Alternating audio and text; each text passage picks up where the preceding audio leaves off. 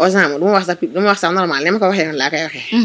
Ozan moom. mais nag tudd Ozan bi balaa ñuy dem ci loolu da nga koo xamul da nga koo mënut a prononcé wala naka la demee. buñ la waxee mënu ma ko prononcé di nga ko gëm est-ce que buñ dalee waxtaan man ak yow waxagu naa fi benn fois. kon est-ce que tamit. maa neex ma wax ko.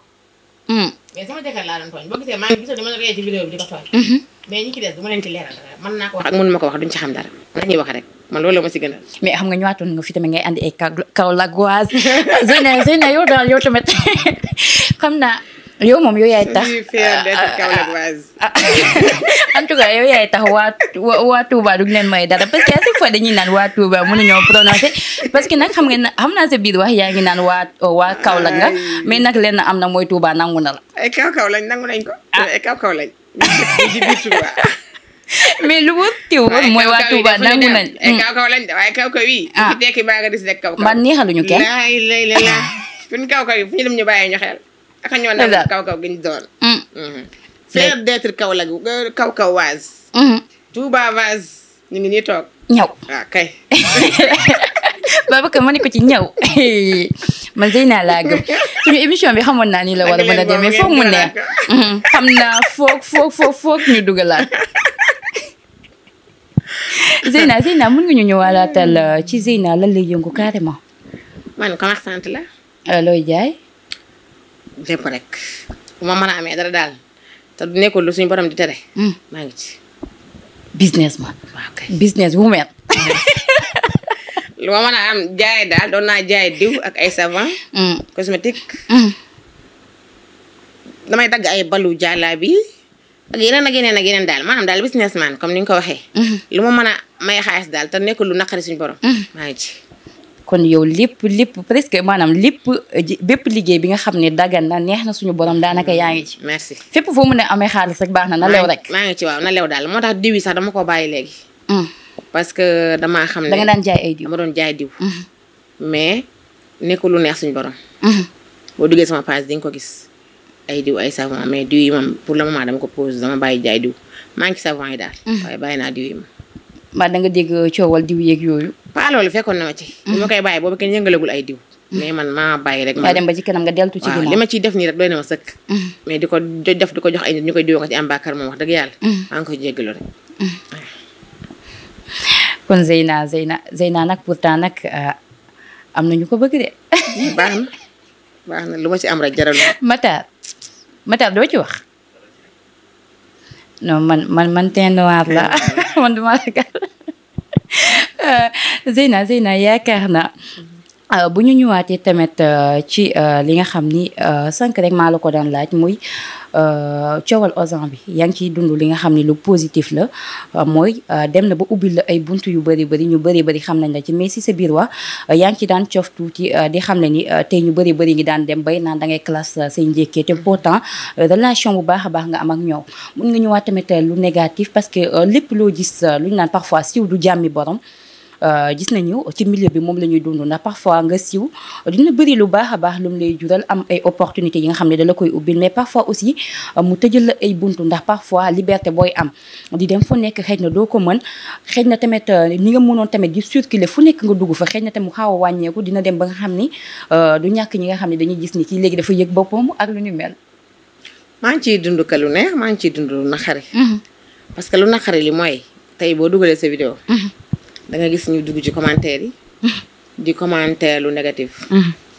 man loolu boo gisee sénégalais yu bari nanguwuñu siiw loolu moo ko waral comme ni nga ko waxee siiw du jàmmee borom ndax boo siiwee dina am ñu ci profité fekk amoon na ñu la bëggoon wax dara wala ñoo xam ne neexoo leen wala yooyu exactement ñu dem ubbi ay faux compte di la classe wala ñu lay wax lu négatif wala affaire yooyu mais man du ma tontu kenn man su ma duggee samay commentaire gis nga wax ma lu négatif damay supprimer sa commentaire wala ma tëj samay commentaire jàll mais loolu dama koy muñ ndax ka lu neex li nit ñi toog di la waxal comme li ma waxoon rek tey jii man dara naqariwu ma ci ndax li tax naqariwu ma da ngay gis que ne bu nit toogee di la wax lu naqari nit mi ngi toog génn connexion am di la waxal lu baax te alors que mën nga ko bañ a sax xam kon loolu sant yàlla la waaw loolu ak sant yàlla bu wér a wér dara naqariwu ma ci ndax xëy na ki ma xamul rek moo may wax lu négatif mais ku ma xam man doo wax ci man lu ñaaw parce que man xamuma lu ñaaw du ma def lu ñaaw du ma dund lu ñaaw siiw nag moo mel noonu waa Ozan nag ñoom maa ngi leen di sant di leen gërëm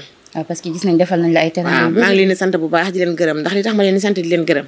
man Auchan xëy na ñi fa nekk di jaay mën na am ñëpp xam nañ ma. parce que man daanaka du ma toog une semaine boo xam ne demuma fa. man maa ko bëgg sama bopp rek muy nekk yëg-yëg ci man. mais laata loolu la wala après. avant loolu même sama doom bu ndaw bi sax boo gisee moom solire da lay wax yaay foo jëm Auchan. boo gisee nga solire loolu la lay wax parce que moom dama ko tàmmal ba mu xam ko. damay toog guddi rek sama xarit yi xam mën nañ ci dara ma jël xale yi dugal leen ci oto dem Auchan ba gëndal leen crème glace. crème glace mooy sama lekk man du ma toog benn jour te lekk ba ko ubbee sama frigo fekk ko. Zeyna nag dafa xam noos ko ko bañ. Zeyna neexuma da nga xam noos man ñëpp ma xam Auchan presque ñëpp ma xam. non da nga xam noos. waaw loolu moo tax nag man maa ngi leen sant leen gërëm parce que bi may def vidéo xaaruma ci woon dara. teguma woon ne tamit dara dina ma ci fekk.